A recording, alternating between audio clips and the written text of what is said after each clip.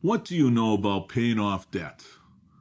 What do you know about paying off debt? We'd like to speak about the debt of love today in this devotion, which is taken from the book of Romans, Paul's letter to the church in Romans, chapter 13, verses 8 to 10. I'm Pastor Krause, coming to you from Christ Lutheran Church in Pewaukee, Wisconsin, bringing you the word of our God.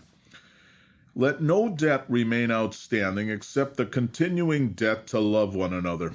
For whoever loves others has fulfilled the law. The commandments, you shall not commit adultery, you shall not murder, you shall not steal, you shall not covet, and whatever other command there may be are summed up in this one command: love your neighbor as yourself. Love does no harm to a neighbor, therefore love is the fulfillment of the law.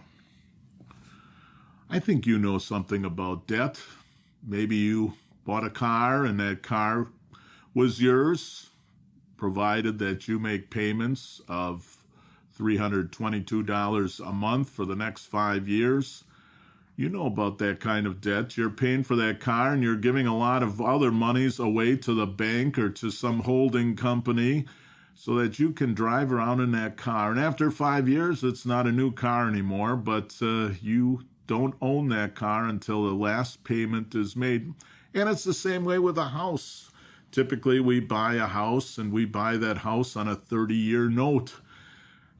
We have to make that payment of $1,226 a month from now until 30 years from now, or if we're lucky, 15 years from now. We make that payment on the principal and we make that payment of interest, and finally that debt is fulfilled. It's paid off, and that house is ours. Now we have the debt of love that is spoken about here. When do you pay off the debt of love in your life? Is it 5 years from now? Is it 30 years from now? The writer here, Paul, makes clear that you never pay off that debt. You continue to pay that debt for the rest of your life. How is the law fulfilled? The law is fulfilled in love. Love the Lord your God with all your heart, with all your soul, with all your mind. Love your neighbor as yourself. And by the way, you'll continue to make payments of that love throughout your life. It's not going to ever end. That means that we show love to our family, show love to our spouse, show love to those who are close to us, and sometimes that is the hardest place to show love. That means that when there is a need, like we have in our congregation at times, I'm always so thankful to see the people who respond in love, obviously showing the faith in their hearts to help others in their need.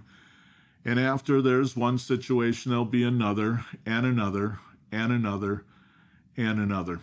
How much do we need to give? How much do we need to show? How much love do we need to give to all people in these situations? It never ends, and it will never end. Who is the model when it comes to showing such love? It's not me. It's not one of the other pastors here in our church. It's not one of our members. It's not Mother Teresa. The great model is Jesus Christ, who loved you so much that he died for you on a tree, who forgave you all your sins, who equips and empowers you to love and encourage you to love in the same way that he has loved you.